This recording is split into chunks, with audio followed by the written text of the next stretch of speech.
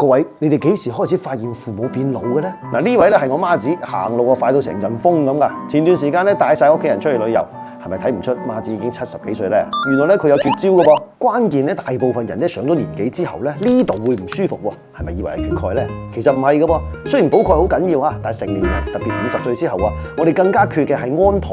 嗱，氨糖咧全名就叫做氨基葡萄糖，佢係軟骨嘅重要營養來源嚟嘅。只不過啊，到咗30歲之後咧就開始流失啦。嗱，呢個趨勢圖咧可以俾你望望下，係咪好得人驚咧？國際認可嘅呢個起效量咧係1500毫克，而且咧係需要搭配骨膠原啊、軟骨素啊一齊嘅，先至可以更好咁樣搭配起身。仲有啊，我哋市面上啲氨糖咧有啲啊好大一片嘅嚇，好難吞落肚；有啲咧仲要得嗰幾百毫克，遠遠啊唔夠身體需要。嗱，洛特蘭德嘅呢一個氨糖飲咧就有考慮到食用同埋吸收啦，一支集齊晒7種營養素，特別氨糖啊，直接提升到咗2000毫克一支啊，大品牌有保障，國際檢測，真人實測數據都有埋㗎。要食咧，我哋就食好啲啦。今次咧，我哋仲會嚟到洛特蘭特嘅呢一個官方旗艦店嘅直播間啊，喺國際展會度同大家現場直播。到時候咧，仲有好多福利，記得嚟直播間啊！